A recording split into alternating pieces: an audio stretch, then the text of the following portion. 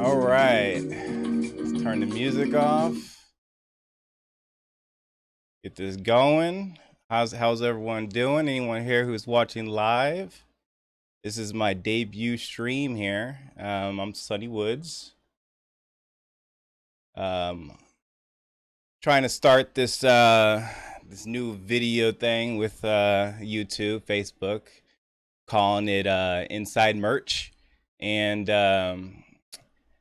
just gonna give the insights that I have as being a merch seller. You know, the tools I'm using, my numbers, and you know, just any questions I have that the community gives me. Not a super big merch person, you know, but I'm doing successful month after month. So I figured that you know, I've been seeing some people making videos, and I figured that I get in on the video situation and see if I can contribute to the community. Let's see here. Sure everything's working good. So bring my notes up here. So who am I? Like I said, I'm Sunny. I've been doing merch for about I've been doing merch actively for about 6 months or so. I have had a merch account for, excuse my dog there if you can hear him. I've had merch for over a year, but I've only actively been using merch for about 6 months. Um, I'm on tier 500, so I'm not I'm not one of them super successful right out the gate merch people, but I have had some success, and I feel that there are some things that I can contribute to the community that you may just not see in other places. People aren't telling other people stuff. So I figured I come here and see what I could do to help the community out here. If you see me looking off to the side here, it's because I am reading my notes here, which is on my second monitor. Um, so before we start here, I want to go through just some social media links here, since this is a brand new channel. I have a brand new group, Facebook, a brand new Reddit, and a brand new YouTube account. So I'm just going to go ahead and talk about them real quick. Let me switch over here to my browser. All right. So first off, there's going to be a Q&A at the end here, at the end of this session. If I actually get some questions in, I don't know if I'm actually going to have anybody submitting questions, but if you have any questions that you want me to answer, you're free to submit them. You can just we're using Ask FM as the service provider here for the questions, so that you know I just keep it orderly here instead of having to scroll through the Facebook chat here. You can go you can go directly to this by going to ask.insidemerch.com. It will redirect you directly to the Ask FM site, and you can start submitting your questions there. We also have a group, a new group I set up here. This is the Inside Merch group. You can find this group by going to facebook.insidemerch.com, and it will redirect you to the Facebook group here. So that's facebook.insidemerch.com, and you'll get right in there. It is right now it's a public group, so anyone should be able to is open to join it at any time. If I find any issues arriving, I'll obviously close it down into a closed situation, and I'll have to manually submit people in. But right now it's open. Feel free to join if you want to join this new merch community here I'm trying to build. And lastly, we have the YouTube channel. Currently has no videos. This video will be going up to the YouTube channel as soon as I finish it. And it'll be there for the rest of the merch community who uses Facebook as a training source, which is what I did. I learned a lot of stuff on Facebook, so it's a very good tool. So this video will also go up on this channel here, Inside Merch. You can get to this YouTube channel and subscribe here if you would by going to youtube.insidemerch.com, and that will redirect you back to this this page here. So, lastly here, we got the a Reddit group for all y'all people who are on Reddit. If you go to reddit.insidemerch.com, it will redirect you to the Reddit page here. Here you'll be able to actually, let me refresh here. I actually do have one post here. I have the welcome post. You'll be able to also continue the conversation on Reddit. So you have 3 platforms where you can do it, where you can have a conversation. We have the Facebook page, we have the YouTube page, we have the Reddit page. So there's a lot of places where you can interconnect with different communities. Some people aren't on Facebook, some people aren't on YouTube, and some people aren't on Reddit. So you have a whole different types of conversations between the different communities here. So Reddit tends to be a little bit slower paced, so the conversation will tend to be a little bit more drawn out. Facebook's going to be more limited to whatever the video is talking about, and Facebook's going to be more fast paced as it's a kind of a feed type system. So let's move into my numbers here, and actually I need to go back to the full screen here. I'm just gonna let's see here.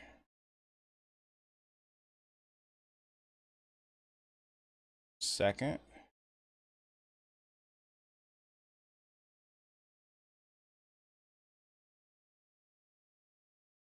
So I actually forgot to put a blank like a block on my my merch analyze page. So it actually has all my listings live on there. I really don't want to show them, but what I'm going to do is I'm just going to go ahead and verbally tell you what I've been doing so far. So let's start from the beginning here. Like I said, I've been on merch actively for about 6 months. I didn't actually start making some good sales until about April. In April, let's see here. In April, I made. Look at April here. In April, I made a grand total of $24.91. So, for all you people out there who are new to merch and are complaining that you're not making a whole bunch of money, well, I was there. The whole month of April, I did 13 sales and made $24. So I did that. I was in 25 tier, priced everything low so I can tier up, and only made the $24. So as of now, on my most recent payout, since we just had the June payout, I had a payout of $159 for June. So you can see over the past few months there, I've had a nice little growth increase there in my on my merch account. So in this month, just this week, I'm at $77. So in the last 7 days, I've sold 15 items, $77. And in the month completely, I am at $189. So you can see that I've had some nice growth even over last month. I've already surpassed that. So, and I've been seeing sales almost every day. So I should probably be somewhere close to maybe 200, a little over 200 by the end of the month, hopefully. And if it keeps going on at this rate, then we'll see, especially going into the Christmas season, we'll see some nice growth on my account here. So for everyone out there who is, who is worried that they're just not going to be able to make it on merch, just it takes a little bit of effort, a little bit of time, and if you let it grow, it will grow. It's a numbers game. You put the stuff up there and it will sell, eventually. So let's see here. So yeah, my goals are to prepare myself for the fourth quarter here. Fourth quarter is the big sales period. We're gonna see Sales starting, I believe, in October. We'll start seeing some increases in sales because we got Halloween, so we're gonna have the Halloween merchandise into November. We got Thanksgiving, we got Black Friday, obviously, Cyber Monday, and then we have all of December for the complete Christmas season there. So we're hopefully, if I can max out my account here, maybe tier up to 1,000, max out the 1,000. I'll be good going into the fourth quarter. And hopefully by that time I'm making somewhere between $500-600, maybe $700, a month. If it keeps going in the same vein as going now, I can see that happening. So that's my goals for the rest of the year.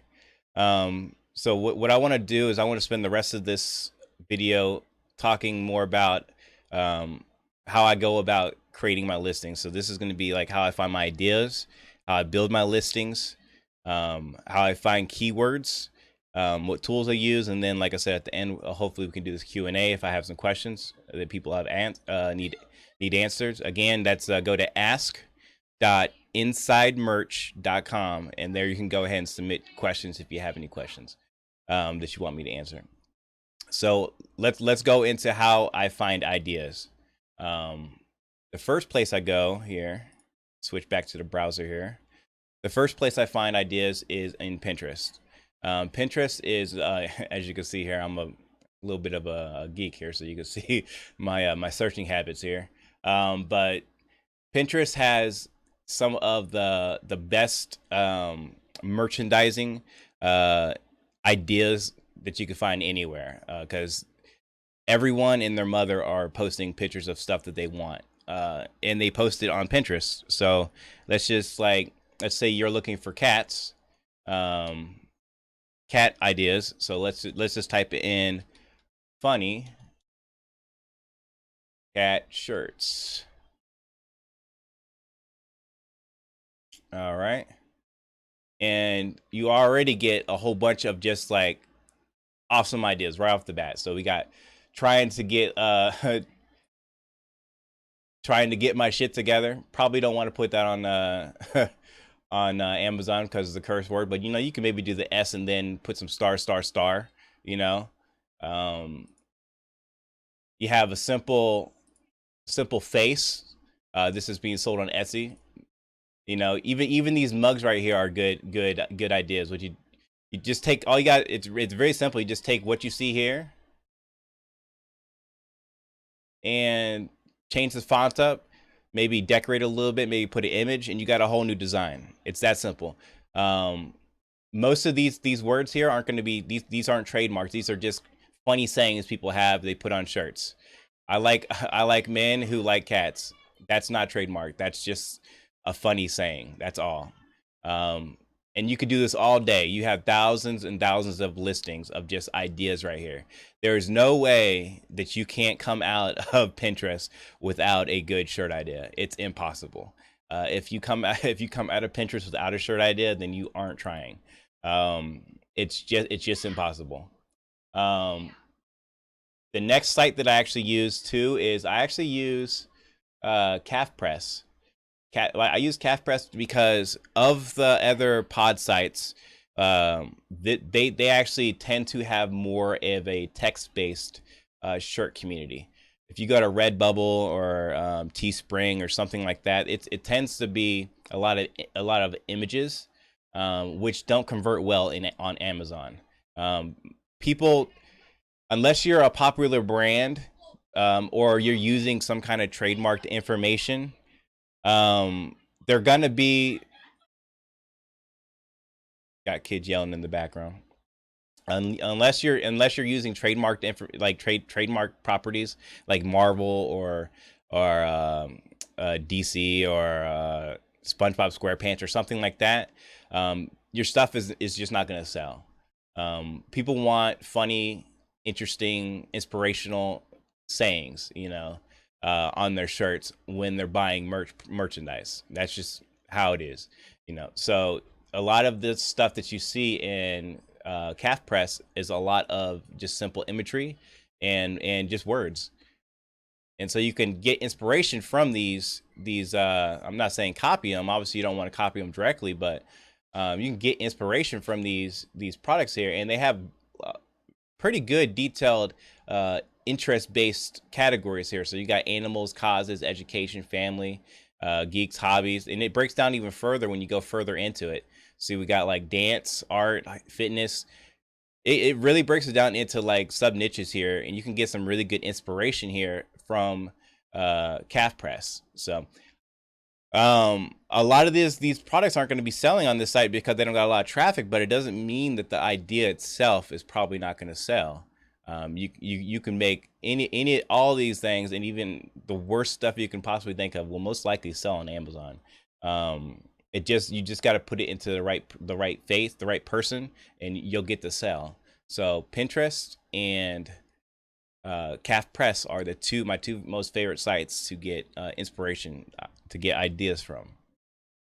So once I have the idea, we got to go about.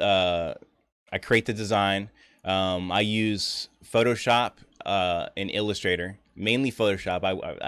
I rarely ever work with Illustrator, but I mainly use Photoshop. I put a few text images together, get some vector art from a few sources that I have, and we got a shirt. Okay. That's the easy part. Creating the shirt is the easiest part of the whole operation. Don't let the creation parts stop you. That's the most easy part of the whole operation. The hardest part is getting in front of the eyes, getting the proper keywords to make sure that someone actually visits the page that you put your shirt on. That's the hardest part. So let's go into how I actually build my listing here. And we're gonna pop back to my full screen here real quick while I log into my merch account.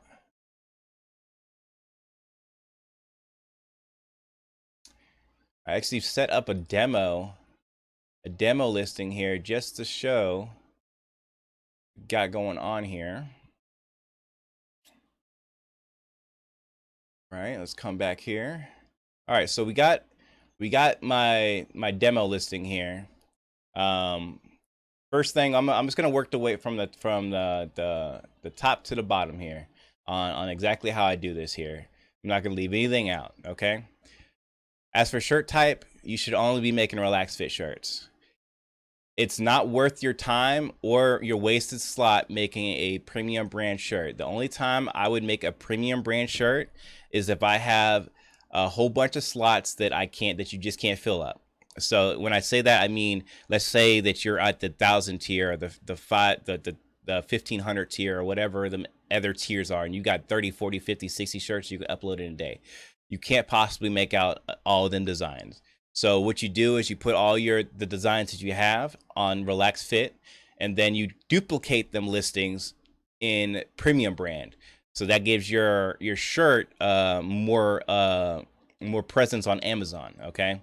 So I would never make a shirt just for the premium brand. The reason being is the premium brand is a slim fit brand. Okay, it's a slim fit shirt. I don't know exactly what they're using. I don't know who's manufacturing the shirts, but it's a very tight fit shirt, and it could lead to negative reviews if people don't realize that it's a tight fit shirt. Amazon does not do a very good job on telling people that this shirt is going to be very snug on them.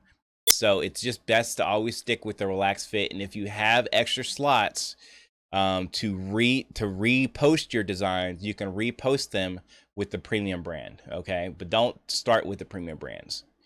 You're just wasting a slot.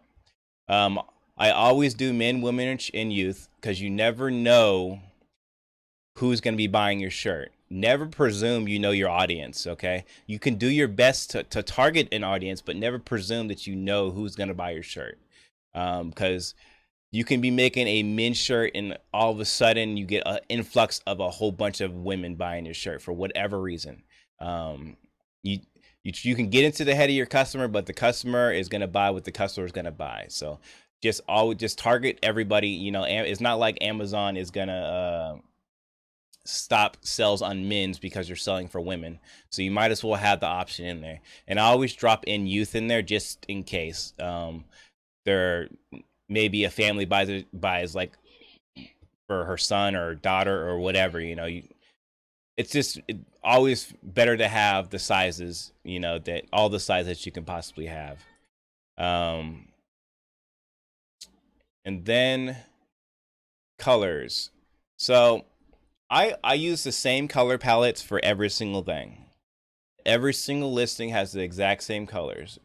The reason being is black and navy are going to be your most popular colors. I'd say about 50% of all shirt sales that go out there. I read an article about this when I started selling on Teespring a couple years ago. I couldn't find. I tried searching for it, but I couldn't find. I couldn't find the website again. But it was like 50% of all shirts that are sold are going to be like a black or navy shirts. That's just people like dark color shirts. And for women, royal and purple are the next favorite colors. So after black and navy, royal and purple. Royal is just a darker purple, essentially. Are the next favorite colors for women. And then blue, baby blue, and pink are very common colors for youth and also for women. So I always use these exact same colors for every single shirt. I use pink, purple, baby blue, navy, and black. Occasionally, if I find that I have a really interesting shirt and I feel that it will go well with the heather blue, I'll drop off the baby blue and put on the heather blue. Or if I have a design that doesn't fit into another and it doesn't look right on a particular color, I'll switch maybe to a heather gray or something, something that's gonna fit the shirt color better. Now, as for the pricing, this is a tricky situation. It depends. The way you price depends on where you are, what tier you are on merch. Okay. If you are brand new to merch, meaning you're on tier 10, you want to be pricing your stuff for $12.34, $12.33, whatever the lowest price that it allows you to price it at. You want to be pricing on that. Do not worry about trying to make a profit. When you're on tier 10 or tier 25, you're not going to be looking to make a profit off your sales. You're looking to tier up to tier 100. And from tier 100, you can easily make the jump to tier 500. Okay?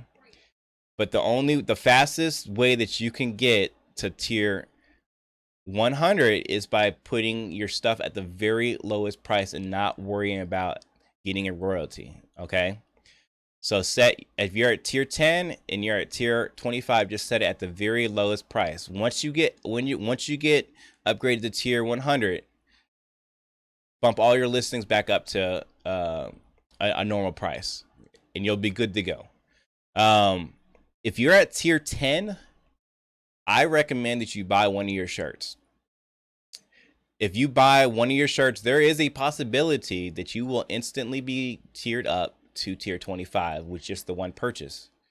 Now, before you purchase that one shirt, you should put all 10. You should fill all 10 slots because you want the theory behind this is that Amazon is not going to tier up any people who are not uploading shirts and filling up the available slots. They don't want to tier up a whole.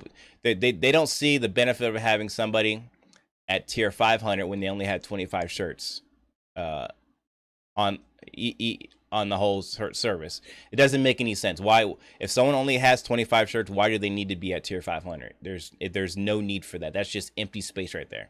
It doesn't need to happen. So the theory is that they're just not going to tear them people up. Okay, so if you're at tier 10, upload 10 designs.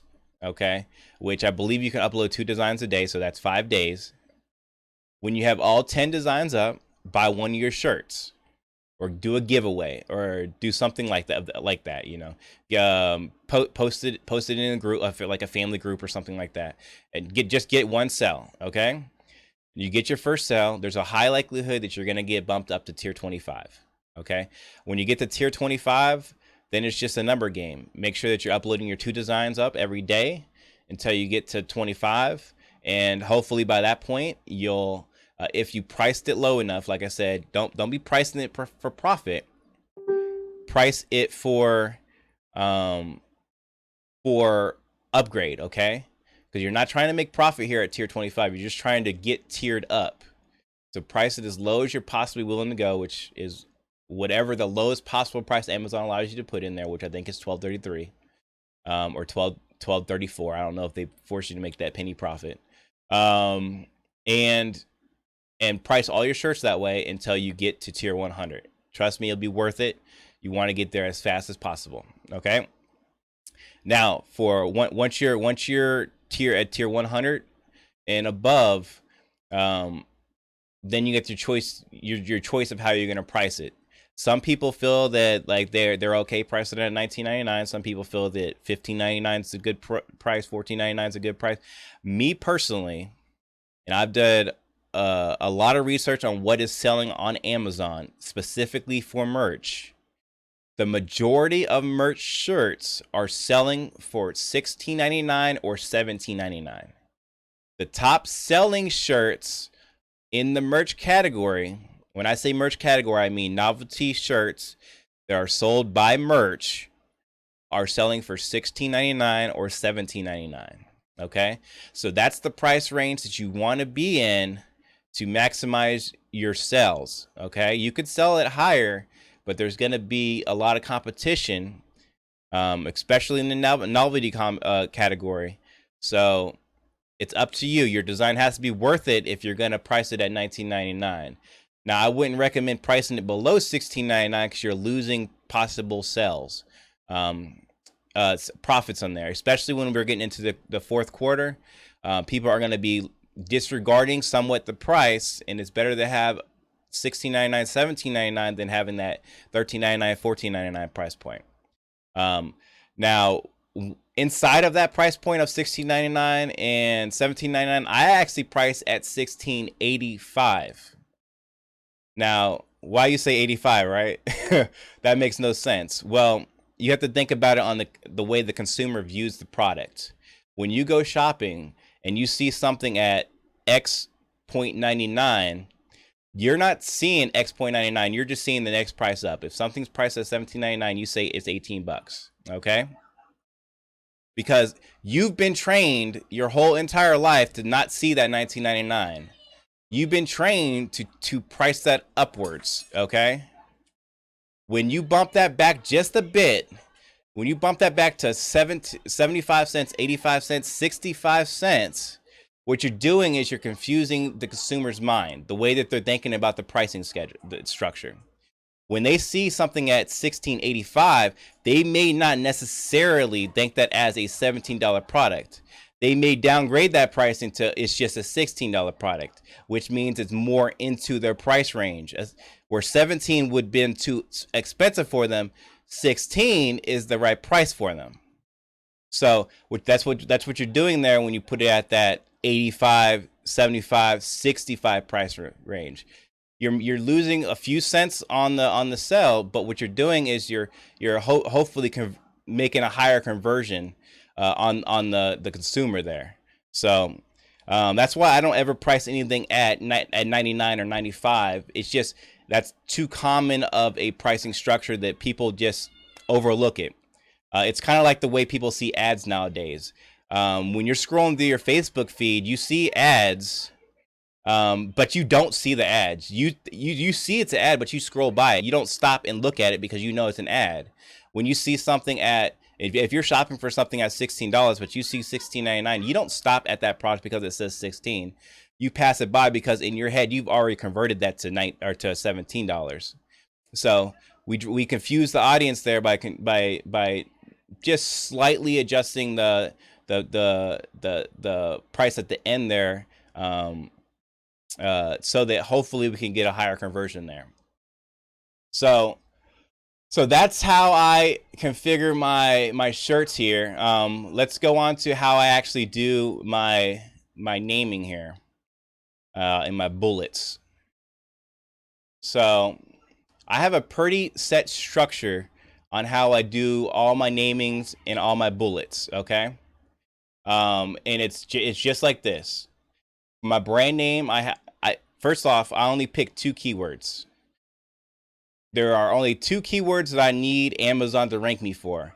Any extra thing would be awesome, but I'm looking for the 2 prime keywords that I want Amazon that when someone types this in, they're going to hit my product, okay? Now, there's a couple things we have to know about the way Amazon looks at words in listings. First off, Amazon disregards any duplicate words. If you have shirt, cat, Amazon sees that one time, no matter where it is in a listing. If you have cat in the brand name, cat in the title, cat in the bullets, and cat in the description, Amazon will see cat one time. Same thing for any other word. It does not duplicate keywords. Amazon also does not see keyword phrases per se. Okay, when I say per se, I mean it sees keyword phrases in the sense of how someone searches for it. So when someone goes to Amazon.com and types in funny cat, it will, and then that person sees your listing and clicks on your listing. Amazon will associate funny cat with your listing because that's the keyword, the key phrase they use to get to your listing. Now, if you put funny cat in your listing, Amazon is not going to group them words together in that search when people go to search for it. It will just see funny and it will just see cat independently. The only way that it will connect funny cat is if someone types in funny cat and sees your product and clicks your product, and then it will associate that phrase with your product. Outside of that, it's just looking at funny and just looking at cat. Okay. So with that in mind, we can now develop a structure on how we're going to build our actual product page here. Okay. So we got keyword 1, keyword 2, and then title, and then we have bold text, keyword. Okay. Them are important for this whole structure. So in the brand name, we got our primary keyword. One thing I should also note is that keywords that are placed closer to the front of the title have more gravity than keywords at the end of the title. I'll say that again. If you put cat at the front of your title, it will have more importance to Amazon than if you were to have included it at the end of your title. Okay? With that in mind, we put our first keyword, let's just say funny. On our second keyword, let's just say cat. Okay? And then I put this at the very end of every single one of my brand names. T-shirt gift, and I'll get to that later. And then for my product, I have whatever I'm going to title the product. The reason I include the title is because this is for customer ease. If a customer sees the product and it just has a random string of words, they're not going to trust that listing, okay? They're going to think that listing is coming from China or somebody who is not professional. When you put a name on your product, it gives it an air of professionality. People are going to see it and think that this is something, this is something that's not a scam. This is not a bad product. It's not gonna, when it comes to me, it's not gonna be something that I'm not gonna have wanted. So we put a title in there. Okay. You could do the same thing when you go to the grocery store. When you see a generic pack of cookies next to a name brand pack of cookies, you go for the name brand pack of cookies because it has brand recognition. Okay. That's what you're doing when you put a title in there. You're putting a brand on the product, because otherwise it's just a shirt. It's just a shirt 1, shirt 2, shirt 3. So we put a title on there to associate the brand to it, what the shirt actually is. Okay. And then I put keyword 1, same keyword I put in the brand name, and then keyword 2, same keyword I put in the brand name. Okay. And then the rest would be men, woman, and then t-shirt. Okay. Pricing stays the same. We've already associated that. And then in the bullets, this is something I don't see a lot of people doing correctly, in my opinion, when it comes to bullets. Okay, bullets are pieces of information that helps convert your customer into a buyer. Okay, you're giving your customer information on why this product is better than the other products that they're looking at. When you put a whole bunch of random words in there, it doesn't help the customer in making a buying decision. So therefore, they're gonna go with a product that is actually more informative than your product, because they don't know what they're buying, because you're not giving them information to tell them what they're buying. All they know is what they're looking at, but they may want to know more information about the product, the outside of what it actually looks like. So what I do is I put a bold text in front of my my sentence, and I say sentence here. Okay, the bold text will normally say, it'll be a descriptor, so it will say very soft. Something that describes what the shirt is gonna be a benefit to the customer. Very soft, or if we're doing the premium, slim fit. Making sure the customer knows what they're buying here. Okay, and then after that descriptor, I'll put a sentence. This is going to be a leading sentence, a sentence that's going to help help push the customer into the selling state of mind, the buying state of mind. Okay, so I use this, and then I include a keyword. It doesn't necessarily have to be the keywords up here, but I include a keyword that I would like Amazon to use to reference my product. Okay, and then I'll put t-shirt. And you notice that there's different variants of t-shirt that I'm using here. I'll talk about that in just a second. And then I'll put some kind of descriptor. This t-shirt, this keyword t-shirt, be a great holiday gift for Christmas. Whatever, if it's however that relates to your product. It could be birthday, it could be Father's Day, so you face father, whatever you can use that would associate this sentence to your product, essentially. So we're using a descriptor, then we're including our keyword, and then we're doing something to help sell the product to the customer, something to help push this product and allow the customer to buy from us instead of the next guy. Okay, so I did say that I was using different. If you look at all my words here, I got t-shirt, I got t space shirt, t dash shirt, and then t with no space shirt. The reason for that is because people search for shirt differently. Okay, some people just type in t. They say, I want a funny cat tee. Some people type in shirt, so they say if they want a funny shirt, cat shirt. Some people type in t space shirt. Some people type in t dash shirt, and some people just type in t-shirt as one word.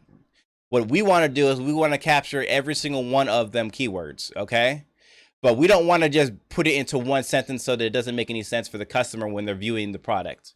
Okay, like I said, Amazon sees each word and doesn't duplicate it in the when they're looking for keywords in your thing. So if you were to type t-shirt, t-shirt, t-shirt, t-shirt here, all Amazon would see is the one t-shirt.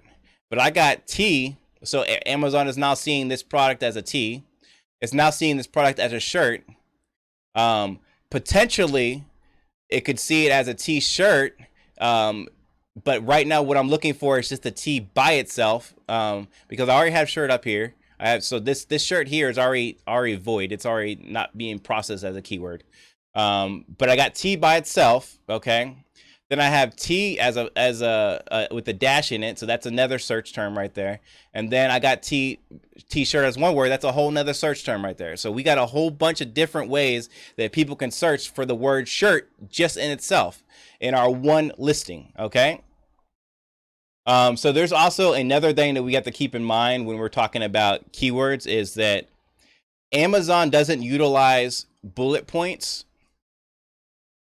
with as much weight as it does the brand name and the title of the product.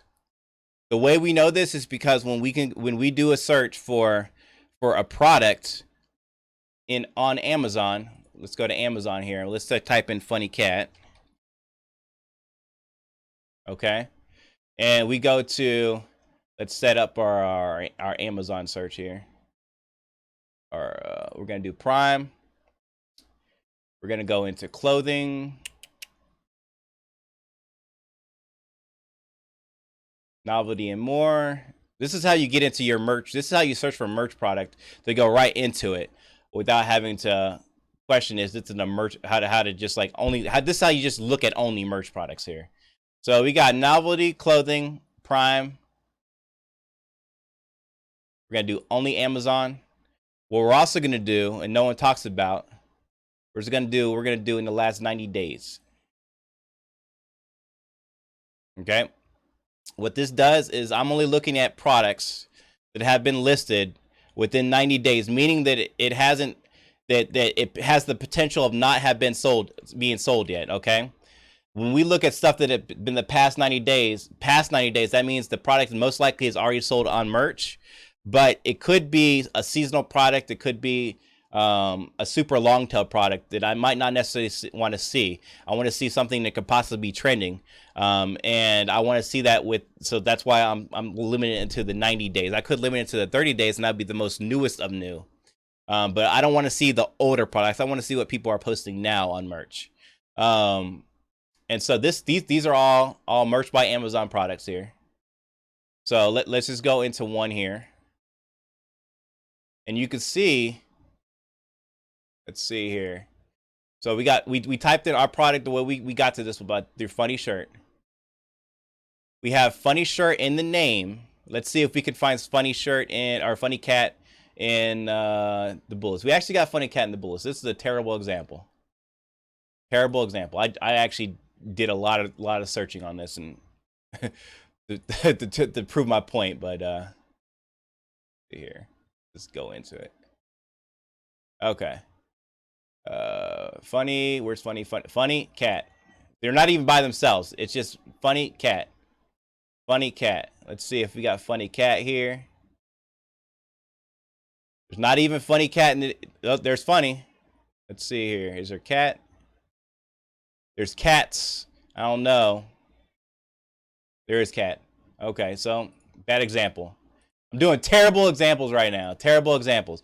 Just believe me when I say, believe me when I say, the bullets are less important than the actual branding and the brand name and the title. Okay, when Amazon is doing its this keyword searching, it's gonna search mainly for what's in the brand name and what's gonna be in the title. Okay, less what it's gonna be in the bullet points here. Okay, I should have really set that up earlier and to help prove my point. And as for the product description, I keep the same on every single listing, as the exact same product description across everything I list, every single thing. The reason why is because it's not being searched for keywords. Amazon does not search for keywords at all in the product description. Let me repeat that. Amazon does not search for product keywords at all in the product description. You can put whatever you want in there.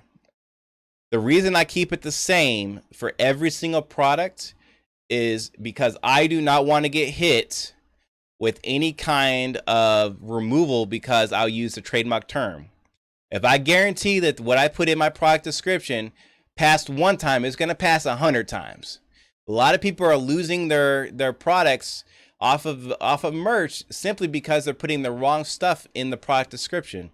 Everything else can be perfect, but you put that wrong phrase or sentence in the product description, you just lost your whole listing. And they don't know why they lost it, because it's hard to find out if you have a long product description, what combination of words cost you to lose your stuff.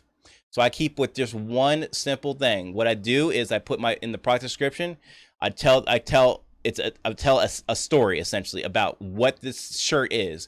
I say the product is top quality material made in a state of the art facility. This is true. It's done by Amazon, and they're using brand new machines that they purchased just for this enterprise that they're doing. Okay, says we take pride in delivering amazing products that you'll be proud to show off years to come. That is 100% true. Amazon takes pride in delivering the best products that they can possibly do. And our mission, and this is talking more about when I say our mission, we're linking this statement here to customer confidence on this product, this particular product. When we say this, our mission is to bring you the coolest designs at the lowest prices. So we're telling our customers this is an awesome design. We're reaffirming that this is an awesome design, and we're telling them that this is going to be a great price point for them. Okay, and this shirt's going to be a great gift to express yourself to the world. That's just a sales message right there. But none of it's not true. It's a sales message to help them push them over the edge into buying it, but everything is still 100% true.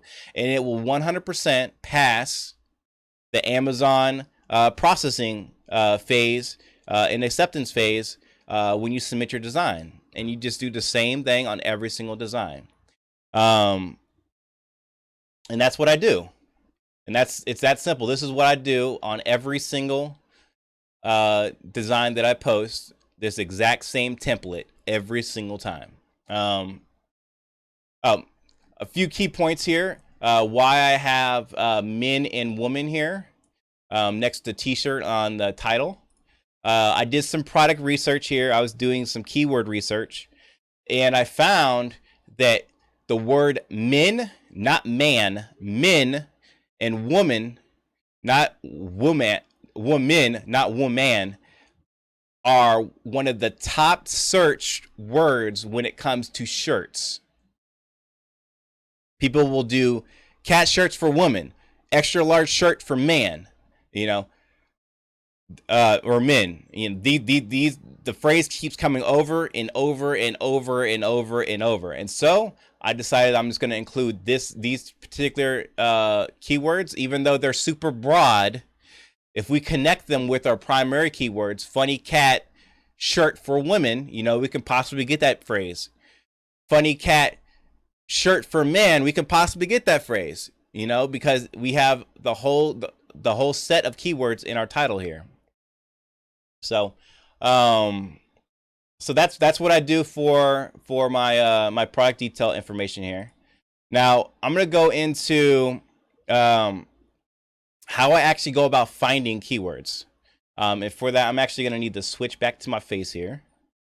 So I gotta log into my AMS account. So I actually use AMS to do keyword research. So if you don't know what AMS is, it's Amazon Marketing Services. It's where people go if they want to sell their products or get their products sponsored or promoted within the Amazon platform. So, but within that, they have a very interesting system where you can actually do some product research, some keyword research within their sponsored products. Okay. So let's go back to my browser here. Okay.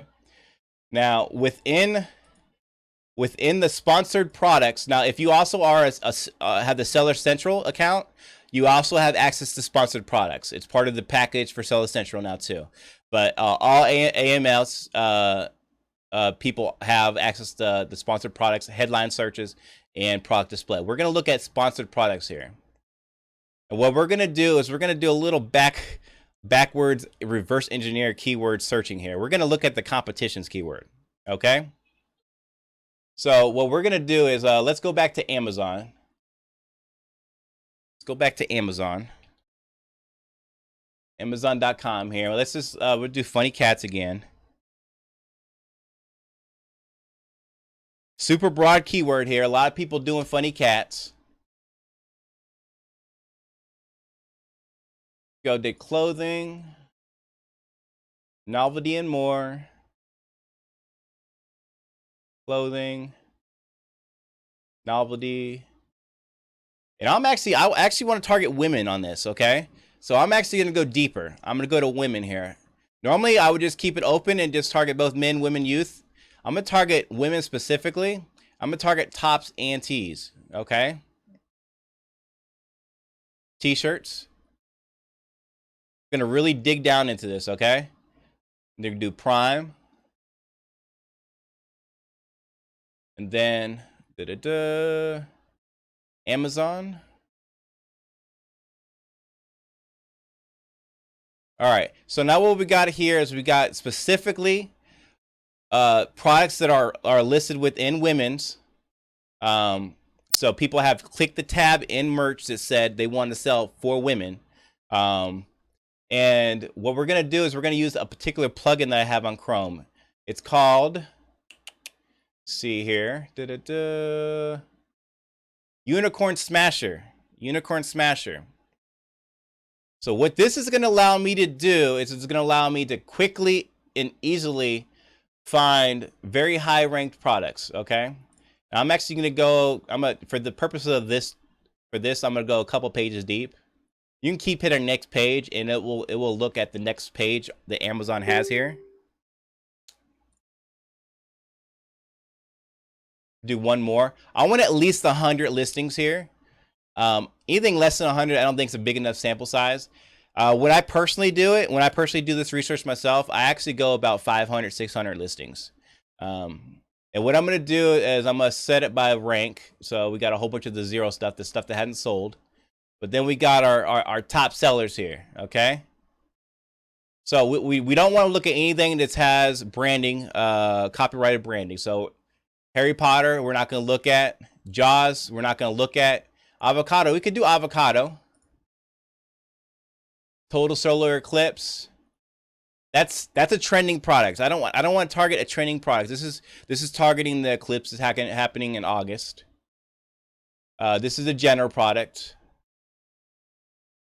And this is another general product. Let's look at these products here. Okay. So this product here has one customer review, 5 stars. One customer review. This one doesn't have a customer review. I'm gonna take this one off. So these are the 2 products I'm gonna look at right now. I'm gonna go down here. Make sure I click on here. I'm gonna go down here and I'm gonna go and copy this ASN number or ASIN number here. We're gonna go back to our sponsored listings here, and it says choose products you want to advertise. We're not going to advertise any products, but we're going to use this thing anyways. We're going to go to Amazon. We're going to type in that ASIN number there. We're going to do a search for that. Now, what happened there is when I went down there and I typed in the ASN, it says it's not eligible. The reason it's not eligible because we're looking at the product as a whole. This product actually has multiple colors. So what we're actually going to have to do is we're going to go back and we're going to specifically choose a color that we want to target. We want to target this color right here, black, the most sold color. Okay. And we're going to come up to the URL. I have the reason why I went down to the ASN, the ASIN number is because I have my URL blocked, so you can't see it on the stream. But I wanted you to know that you don't want to use this number. There's this lettering down here. You want to go up to the URL, and I'm going to go ahead and copy it here and bring it down into the Amazon search here. And so this is what the first part of the URL string is here. We got the Amazon, we got the brand, the name of the product. This is the name of the product here, up here. We got DP, that's just a search abbreviator here.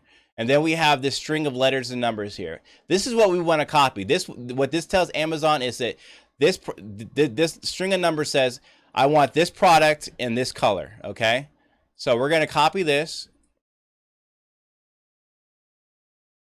Let's go back to our sponsored products search here. And we're going to go back in here and drop that in there and do a search. Now it says we can add that in there because now we targeted this product by this color, okay?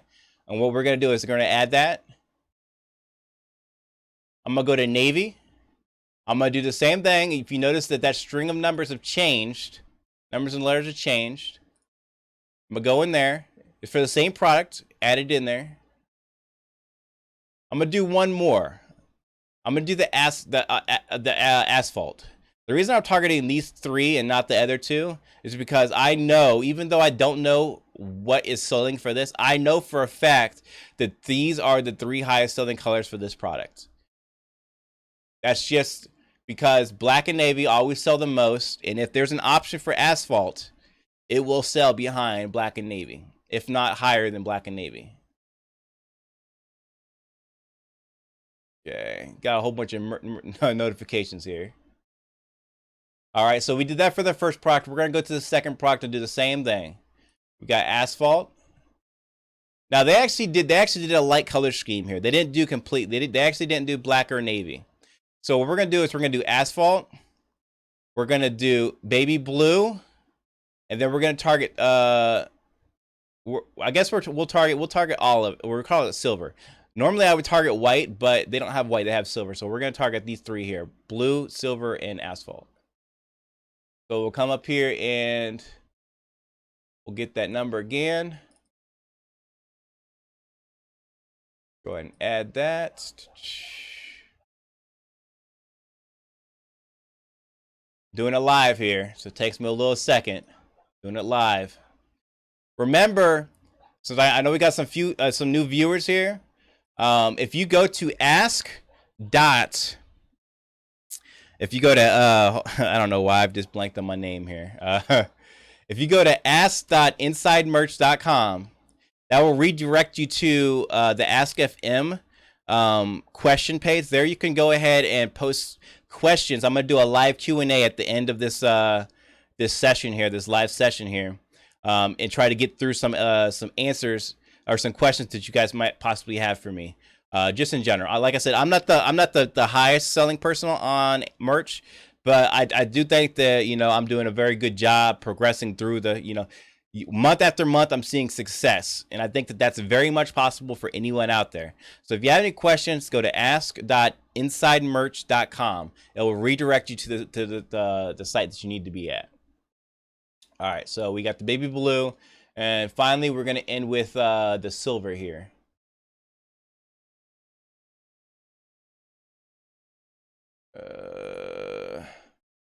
Nope, wrong one.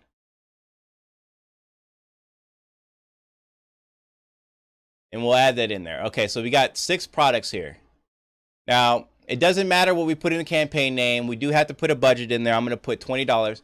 You're not going to get charged. They have to have something in there, okay? Now, down here, this is where the fun starts. It says select your targeting. Normally, you can do automatic targeting. This is where Amazon will, if you're setting up a sponsored ad, Amazon will try to find the best keywords that it can with the associate with your product. This process normally takes about 3 weeks for Amazon to get their stuff together. This is also just in case you're interested. This is also why if you post something on Merch by Amazon and you see that you don't get any initial sales for a few weeks, this is why. It's because Amazon is trying to figure out what keywords that it needs to associate with your product, and this process takes about 3 weeks to happen, which is why you start to see on around the third, fourth week, you start to see some of your older stuff start to sell. It's because Amazon has started to figure out what keywords people are using to get to your product. They may not be buying stuff, but the second someone types in funny cat and then sees your product and clicks on your link to go to your product, even if they don't purchase it, Amazon knows that people who are looking for funny cats want to see what you got because someone clicked on your link to get to that product. So that's why sometimes it takes a little bit longer for your products to sell. Little side note there. But what we're going to do is we're going to click on manual targeting. Okay. What this is going to do is going to give you a whole bunch of keywords for you to use for your products. This is where the magic happens behind Amazon, okay? These are the keywords that Amazon has already determined is what people are typing to get to these products. We already know these products are selling. We know they're selling because of their seller rank. This shirt is 3,000 in shirts in novelty clothing. 3,000 ranked. This thing is selling multiple times a day.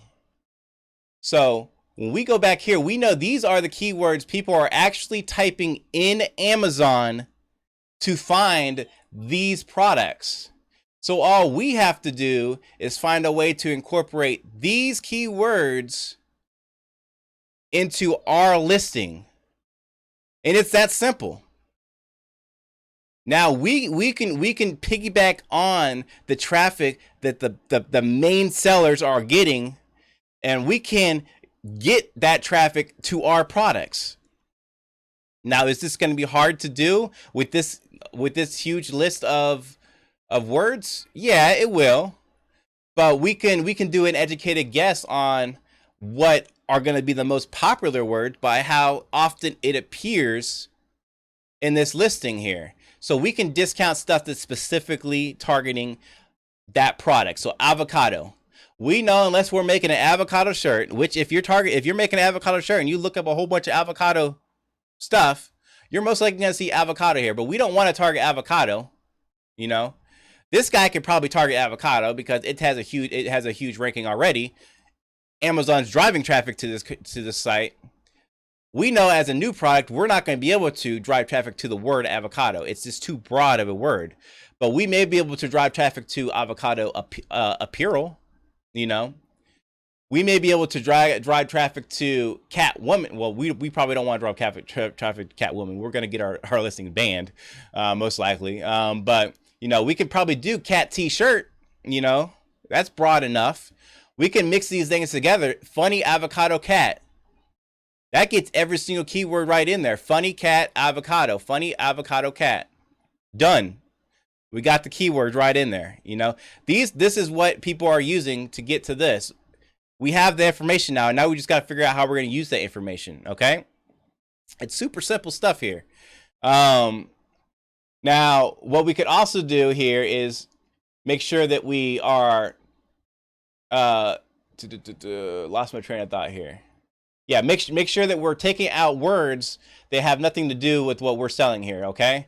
So, like, we don't need the word crazy shirt for women, because if it doesn't pertain to your shirt, we probably don't need it. Crazy shirt for women pertain to this, because you're crazy if you have more than three cats. So that pertains to this shirt, but it's not going to pertain to the avocado shirt, you know? Even though it's under the same funny cat, you know, search term that we used. So this is my secret technique here of getting targeted keywords. Instead of guessing about what the customer is going to be searching for, allow Amazon to tell you what the customers are already searching to get to that product. Okay. And then once you can start ranking for that keyword, you're going to be a much higher rank than these guys, because you specifically targeted these keywords, whereas these guys have got Amazon associated the keywords with these keywords in the abstract, not necessarily targeting. You know, these listings here didn't necessarily have these exact words in their listing, but this is what the words that people use to get to them listings. If that doesn't sound too confusing, I hope that didn't sound too confusing. In my head it sounds confusing, so it's probably confusing to you, but I hope you guys understood what I was saying there. And then outside of that, I do have a secondary source of where I get a little extra bit of targeting, okay? And that is it's actually not even an Amazon service. I sell on Etsy, okay?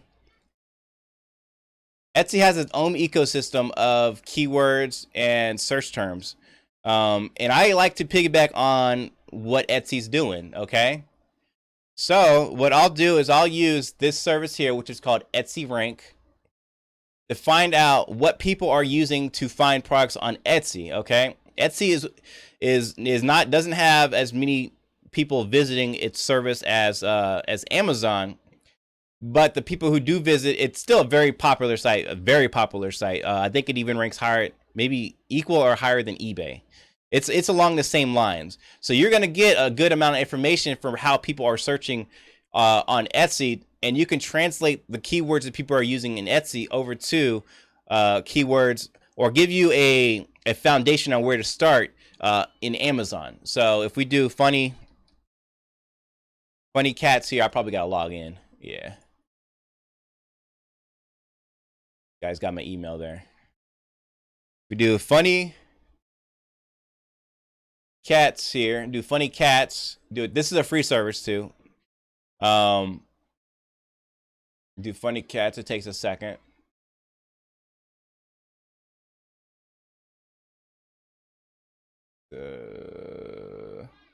Take a long second. Okay. So what this is going to pull up is what are the most popular tags people are using to list their listings on Etsy. Okay, and I use this sometimes for inspiration. So if I'm doing funny cats, I can now say, well, maybe I should also be looking at cat lovers, maybe cat gift. I could look at crazy cat lady. You know, we can look at funny cat gift. We got gift at the end there too. Cat lover again, crazy cat lady, cat birthday, funny cat. Let's see here, cat owner. I would have never have thought cat owner, but obviously somebody's using that to make some listings on Etsy, and we're probably getting some sales because it has a medium competition ranking, which means there's a lot of people using this keyword. Cat sign. You can make a funny cat looking, maybe do like a stop sign, but have like a cat on it that says like stop. Then you can use the keyword cat sign. You know, medium competition, so people are using that. Sweatshirt. We can maybe try to piggyback off the sweatshirt keyword there too. Cat mom. I'm sure there's a lot of competition for cat mom, but there's a plenty of shirts you could do with cat mom, cat mother. You know, cat mommy. Huge amount of ideas you can see just typing in, and what you do is you find cat lover. Well, let's see what people are doing for cat lover. We could just keep recycling keywords and use this as a way of like developing your list. And then once you figure out your niche and you start putting in a whole bunch of shirts of the same niche, you can keep recycling these keywords. You don't need to create a new keyword for every single listing. Okay? If you see that you got a listing that's selling and really selling a lot, go back to that listing and see what words are you using in that listing and use them words again. Obviously, Amazon has found that this word, these keywords are identifying with the niche you're in. So use them keywords again. Saturate that niche with your products. You know, you see a lot of people that they want to reinvent the wheel every single time that they create a new listing. You don't need to do that. You can reuse your listing. I'm at the 500 tier. Okay, at 500 tier, I can do 10 listings a day. Let me pop up my full screen here for a second. So at the 500 tier, I could do 10 listings a day. What I personally do is I pick one design. Let's go to Pinterest real quick.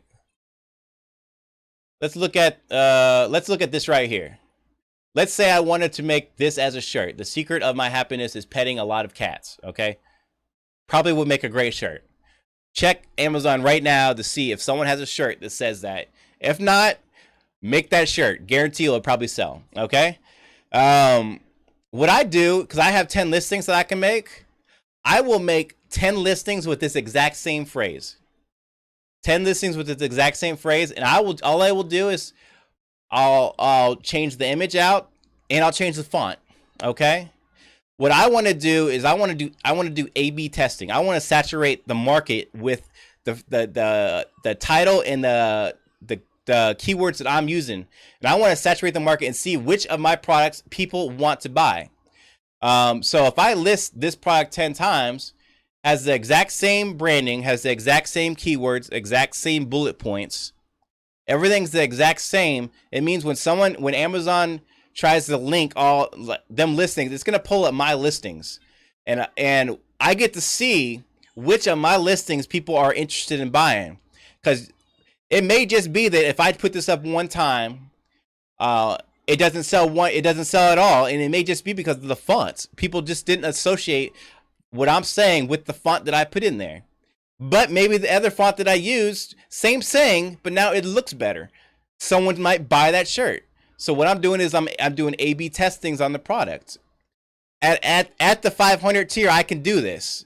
If you're at the 25 tier, you're at the 10 tier, you probably don't want to do that. I would still stay in one niche. I'd still stay in one niche. If you are at the 5, 10, or at the 10, 25, stay within one niche, and start to learn that niche until you can get upgraded. And then when you do get upgraded to the next tier, you'll have a better understanding of what people want on that niche, and you can better fulfill what the customer wants. I always recommend that try to find at least 3 niches that you are comfortable with. When I say comfortable, I mean you have actual knowledge of that niche. You don't want to be selling something that you don't know nothing about. If you're making a baseball shirt but you know nothing about baseball, there's no way you're going to be able to sell and compete with somebody who's making shirts for baseball that knows about baseball, because they know what people who want baseball, who like baseball, want to buy. You don't. You just finding some funny stuff with baseball and hoping that it hits home run, but it's not going to hit because you don't really know about the subject. So I recommend find 3 niches that you are really dedicated, that you know about, that you have general actual interest in, and develop them within your Merch by Amazon account. As you get tiered up, expand your niches. When you're at the 10, I'd recommend first, like I said, no profit for, don't be priced at 0 profit for the 10 to 5 range, like I said earlier. We're not trying to make profit, we're trying to tier up, but make every single one of them about your dedicated niche. In the 10 at 25, every single shirt. If you like cats, every single shirt should be about cats. When you start making a shirt that sells, okay, find out why that shirt is selling, okay? Take off one of your shirts, duplicate that listing, okay, with similar keywords, similar titles, similar bullets, and see if you can't get that new shirt you posted to sell also along the same vein of the first one, okay? And see if you can't just recycle this method. Like I said, it takes about 3 weeks for your stuff to start getting keywords associated within Amazon. So don't, like, every single day you're not seeing a sell, drop off a shirt and replace it with another shirt. Let it sit for a week or 2, marinate. If you don't see no sales, drop it off, put something new up, okay? When you're in the 10-25 tier, okay? When you get bumped up, you don't have to worry about that too much, but in that range, you want to keep recycling, because you never know, especially when you get closer to this holiday season, people are going to start spending much more faster. You want to be in the 100 tier in the holiday season. You just want to be in the 100 tier in the holiday season. You want to get there as fast as possible. So just to reiterate, I think there's some people who probably missed it, in the early part of my little webinar here, live stream.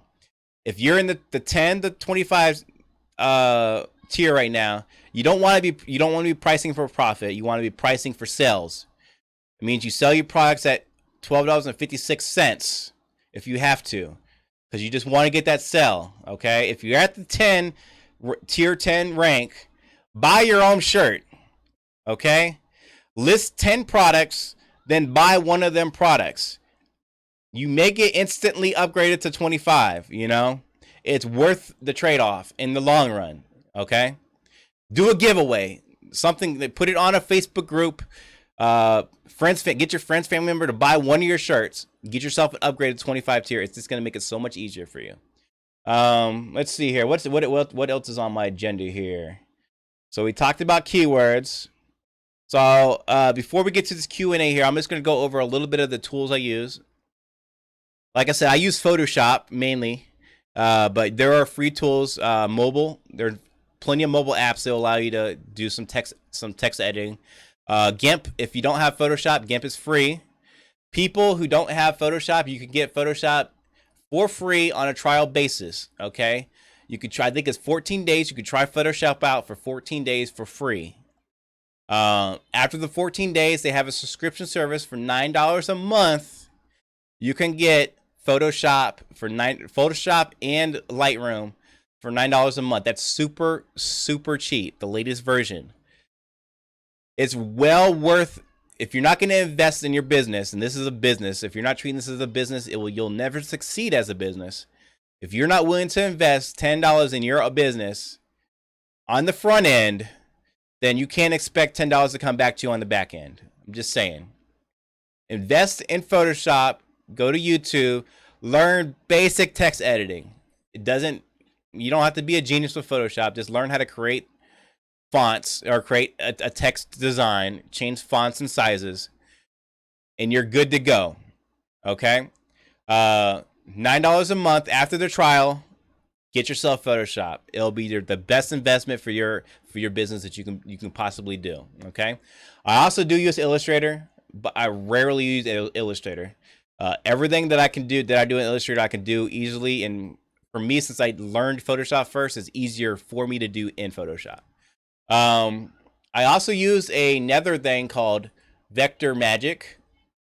What this does is it vectorizes my images after I design them in Photoshop, because Photoshop is getting a little technical here. When you create an image in Photoshop, it's a rastered image, so it's going to be pixeled. What a vector design is it's a geometrical design, instead of a pixel base, which means I can scale that design up indefinitely, and it will keep the same crispness. It will keep the same level of detail than whatever size decides to scale it up as. If you've ever tried to scale up an image that's not a vector image, you can see that it starts to get pixeled. You can see here, this is what Photoshop looks like when you try to enlarge. This is what a vector looks like when you try to enlarge. It just keeps the crispness in there. So what this does, it allows me to take my designs, I pop them in, it vectorizes them for me.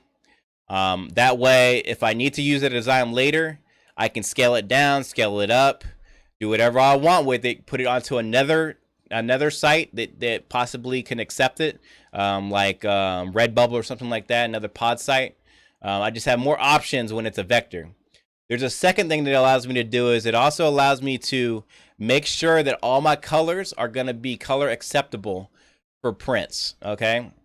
One thing that people don't realize, that when they create a design and they post it on Amazon, even though Amazon accepts the image, doesn't necessarily mean that image is going to look good when it prints out. Amazon will print any image that fits the dimension of 4500 by 5400. No matter how terrible it looks. But if your images are terrible and you're looking to get tiered up, okay, and Amazon goes to your account and looks at all your stuff and starts seeing that you got terrible reviews because your shirts have just look so pixelated and disgusting, they're never going to tear you up, okay? By converting everything into a vector, what that does is it makes it so that every single color is an actual color. You don't see gradient colors. Okay, when you convert something into a vector, it removes all the gradients, it removes all the shadow effects, it removes all that kind of stuff, all that fancy stuff you don't want to ever put onto a shirt. Okay, because when you're printing a DTG print, which is how these shirts are printed, shadows and gradient colors and stuff like that stuff does not come through on a print. Solid blocked colors come through perfectly on a print. That's what you want. You don't want shadows. You don't want gradient colors. You want solid colors. That's going to give you the best possible image for the customer. Remember, you're creating these products for customers. The profit is your reward for delivering a good product. You'll never succeed if your product sucks. Okay? So, this allows me to go back, like I said, and make sure that all my colors are as solid as possible. I could then upload that image if I wanted to up to Amazon. It will be the best possible image that I can get out of my image. I'm overcomplicating the situation, but it works for me. I'm really thinking about my customers when I do it, so I do it every single time. It gives me the flexibility of when Amazon develops future product lines. So when they do mugs, when they do totes, when they do cases, I could take that vector image, I can scale it down to fit a mug, I can scale it up to fit a sheet, I can scale it sideways to fit a phone case, whatever I want. I have the flexibility of changing the size of that image to whatever I want for the future of Merch by Amazon. The future of Merch by Amazon is not just shirts. It's not called Shirts by Amazon. It's called Merch by Amazon. So we're going to get all this extra stuff, and me being able to scale my images perfectly will allow me to instantly be able to upload my images onto other products. Okay. If it's not seamlessly able, if Amazon doesn't develop a method to seamlessly do that within their back end. So I think that was let's see here. Okay. I do have a couple of Chrome Pro plugins that I use. I use DS Amazon Quick View. DS Amazon Quick View here. It's a Chrome plugin. Okay. What this does is it allows me to see just right on the Amazon page. I can see the ranking of the product that it has on their the top ranking product where they are. So I know this is 1,991 in the clothing, shoes, and jewelry category. So just without having to go into the image. Then I also use Unicorn Smasher, which you've seen that I use that to find my keywords to help find the top selling products to find my keywords. I use High-Res Image Downloader.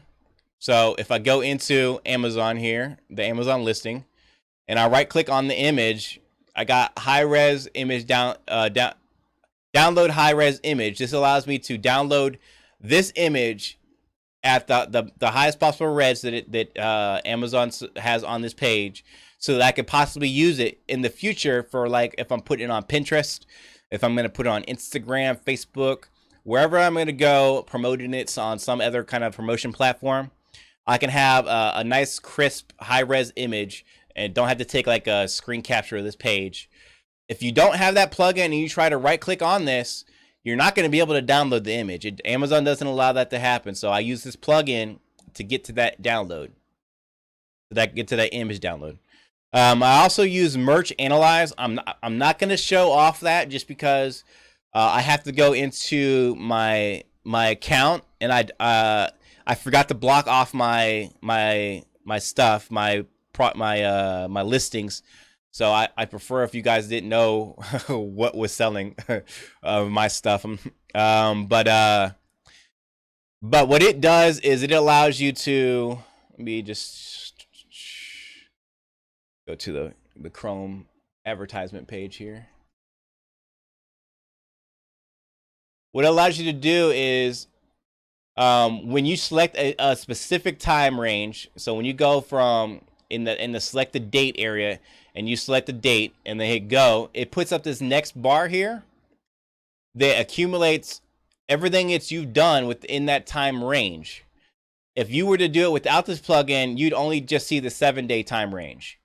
So this allows me to see, what I do is I track my month-to-month sales, so I can look at a whole month and see what I've sold so far for that month at one glance. I don't have to add up everything using the royalties or units sold measurements here. I could just do it all within this app here, or this Chrome plugin.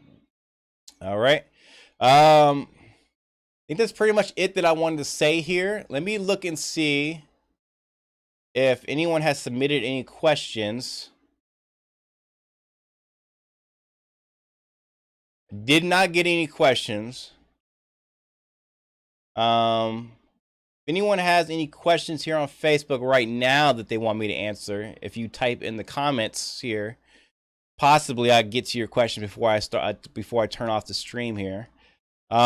Just anybody who had missed part of this viewing here, I'm gonna have the whole video up on my group page, which is Inside Merch.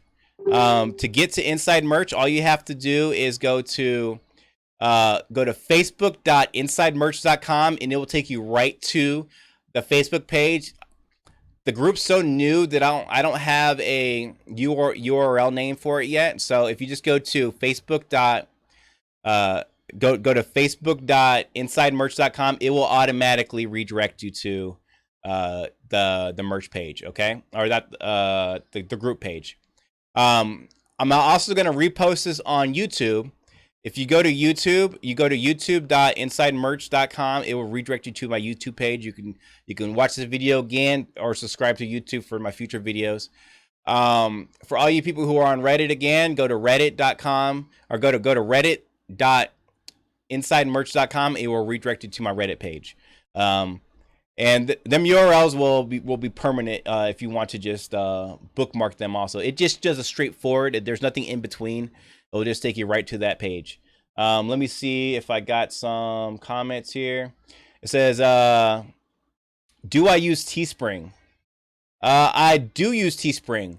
Teespring does not bring in enough traffic for me to make it a main platform, but I get about $20 to $50 a month off Teespring, depending on how busy it is. But I don't upload every single image I have on Teespring. I just upload things that I think will sell well on Teespring. People don't go to Teespring to search for shirts. People find Teespring shirts through advertisements. So Facebook links or YouTube channels or stuff like that. That's how people go to Teespring shirts. So when you post something on Teespring, people aren't going into the Teespring search engine and finding that shirt. So you're not going to get too many sales from that. How many words should one keyword phrase consist of? That's a difficult question. Okay. Hold on. My stream stop? No, it didn't stop. Did it stop? No, I'm live. Okay. I thought I'm live, right? I thought my stream stopped for a second. It looked like it stopped. So how many words should a one keyword phrase consist of? That goes back to earlier in the video where I was talking about how Amazon actually looks at keywords. In your actual listing, let me bring up my listing here. In my actual listing here, Amazon will only look for mainly keywords in the brand name and in the title. Do not worry about putting your keywords in the bullet points, as it will not affect or very little affect how Amazon indexes your site, your stuff on their site based with keywords. Obviously, you want to have good bullet points because it does convert customers to have information there that's useful for your customer to see. But in your brand name and in your title, when Amazon looks to siphon out keywords, it does not look for phrases. It looks for individual words. So if you have funny cat shirt and then you have crazy cat lady, it will not index crazy cat lady and funny cat shirt. It will index funny cat shirt lady crazy. Just like that, all them words individually. The way that a keyword gets indexed as associated with your page as a phrase is when someone goes to Amazon and types in funny cat. When I go into Amazon, I type in funny cat and then click on this shirt. Amazon now says funny cat is associated with this shirt. Okay? So now when someone goes search for funny cat again, I now have the possibility of getting this phrase connected to this shirt. Now, since it's only happened once, I'll most likely be on the very end of the listings.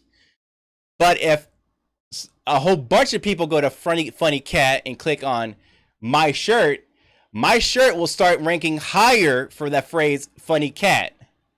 Not because I have it listed as funny cat on my listing, but because people typed in Amazon funny cat and clicked on my shirt.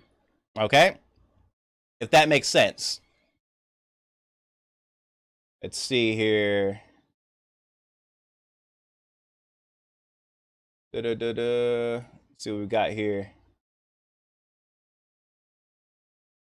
When you say you were at Etsy, is there an advanced feature to show the word keyword?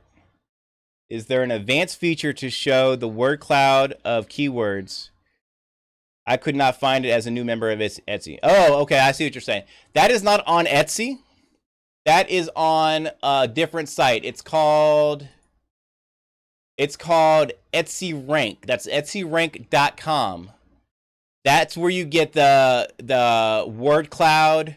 You get the average pricing that people have on Etsy or selling stuff on Etsy. It's a good also if you're trying to see like how people are pricing a particular type of phrase. Etsy has a good Etsy rank is a good way of finding what the average price is that people are selling on Etsy. It will most likely be similar to what you see on Amazon. Um, and then you'll get the listings and the competition. Now, these are keywords that people are using in tags. These are not what people are using when they search in Etsy. Okay, when someone creates a listing and they put tags in their listing, this is how many people are doing that per these keywords. Um, so and that's important because of how Etsy does their SEO. Etsy SEO is a whole nother conversation, so I'm not going to really go into how Etsy does the SEO on that, but it's tags are more important on Etsy. So, do you use public domain images to take from government documents? You take taken from government documents. I don't use public domain images at all normally. Just because I build into a niche and um normally public domain images are images that are, I believe, 85 years or older, if I'm remembering that correctly.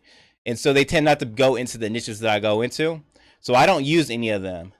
I'd be less careful about the image that I'm using. If it's public domain, um, it doesn't necessarily mean that it's not copyrighted. Okay.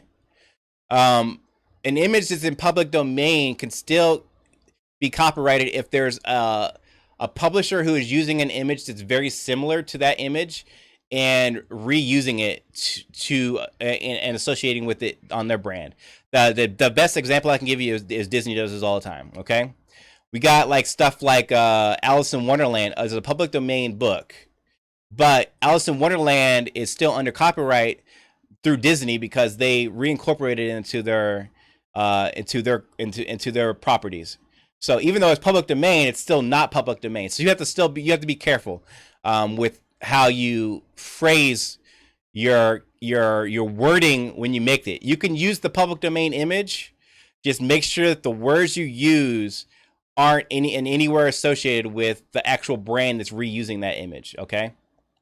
And if it's a government document, I'd just be sure that you're allowed to use that document in a public source, or allowed to use that document in a commercial venue. Also, I don't.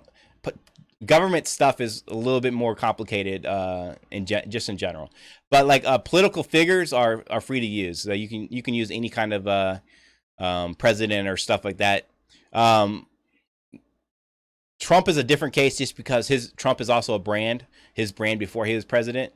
But uh, presidents and public officials are in the public domain mainly because there's no expectation of privacy in associated with them. So outside of if they're already like a brand in themselves, like Kanye West is a public image, but Kanye West is also a brand, so you have to be very careful with that. Let's see what we got here.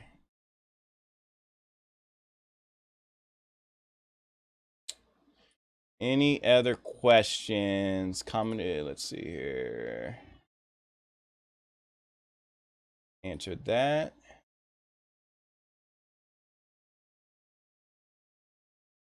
Uh, see if we have any in the. All right. Looks like I don't have any more questions here. So I'm gonna go ahead and end the stream.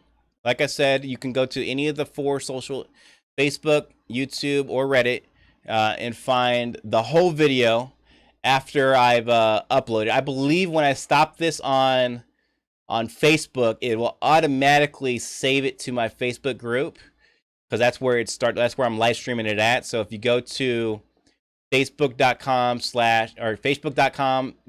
dot insidemerch.com, I believe when I stop recording it, it will instantly start, allow you to watch it from the very beginning. So I appreciate everyone who came and watched and hopefully learned something new. And hopefully you come and watch on me on my next live stream whenever I decide to do the next one.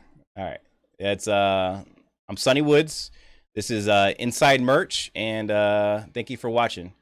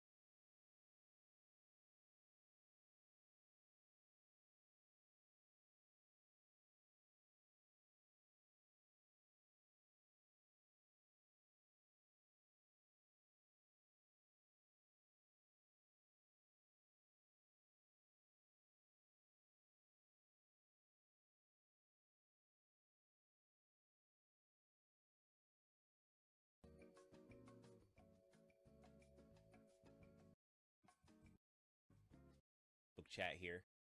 I'm super sunny. I've been doing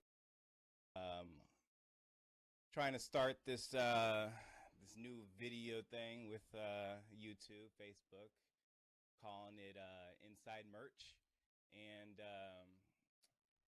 just gonna give the insights that I have as being a merch seller. You know, the tools I'm using, my numbers, and you know, just any questions I have that the community gives me.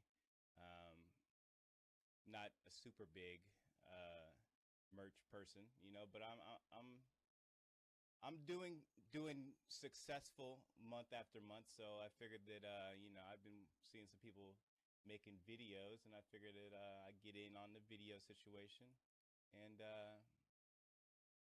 see if I can contribute to the community.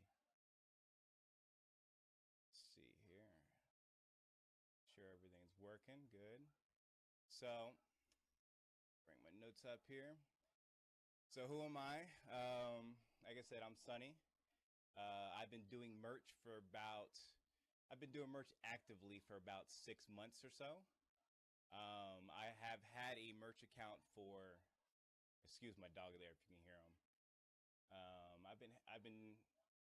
I've had merch for over a year, but I've only actively been using merch for about 6 months. I'm on tier 500, so I'm not I'm not one of them super successful right out the gate merch people, but I have had some success, and I feel that there are some things that I can contribute to the community that you may just not see in other places. People aren't telling other people stuff. So I figured I come here and see what I could do to help the community out here. If you see me looking off to the side here, it's because I am reading my notes here, which is on my second monitor. So before we start here, I want to go through just some social media links here. Since this is a brand new channel, I have a brand new group, Facebook, a brand new Reddit, and a brand new YouTube account. So I'm just going to go ahead and talk about them real quick. Let me switch over here to my browser. All right. So first off, there's going to be a Q&A at the end here, at the end of this session. If I actually get some questions in, I don't know if I'm actually going to have anybody submit any questions, but if you have any questions that you want me to answer, you're free to submit them. You can just we're using Ask FM as the service provider here for the questions, so that you know I just keep it orderly here instead of having to scroll through the Facebook chat here. You can go you can go directly to this by going to ask.insidemerch.com. It will redirect you directly to the Ask FM site, and you can start submitting your questions there.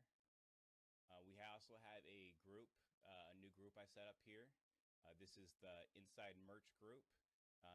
You can find this group by going to facebook.insidemerch.com, and it will redirect you to the Facebook group here. So that's facebook.insidemerch.com, and you'll get right in there. It is right now it's a public group, so anyone should be able to is open to join it at any time. If I find any issues arriving, I'll obviously close it down into a closed situation, and I'll have to manually submit people in. But right now it's open. Feel free to join if you want to join this new merch community here I'm trying to build. And lastly, we have the YouTube channel. Currently has no videos. This video will be going up to the YouTube channel as soon as I finish it. And it'll be there for the rest of the merch community who uses Facebook as a training source, which is what I did. I learned a lot of stuff on Facebook, so it's a very good tool. So this video will also go up on this channel here, Inside Merch. You can get to this YouTube channel and subscribe here if you would by going to youtube.insidemerch.com, and that will redirect you back to this this page here. So, lastly here, we got the a Reddit group for all y'all people who are on Reddit. Um, if you go to reddit.insidemerch.com, it will redirect you to the Reddit page here. Here you'll be able to actually let me refresh here. I actually do have one post here. I have the welcome post.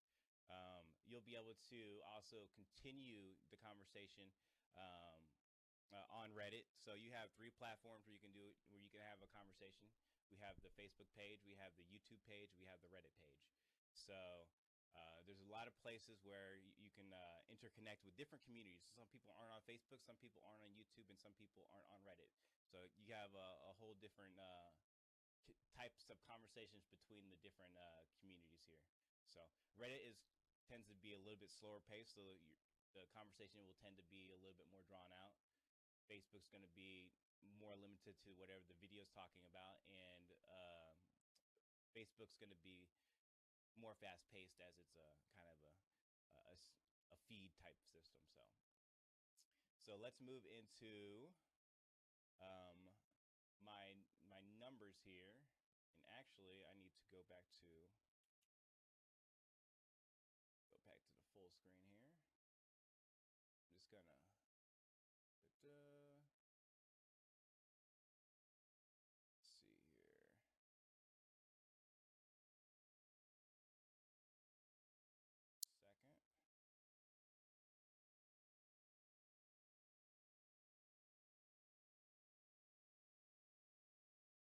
So I actually forgot to put a blank, like a block on my merch analyze page. So it actually has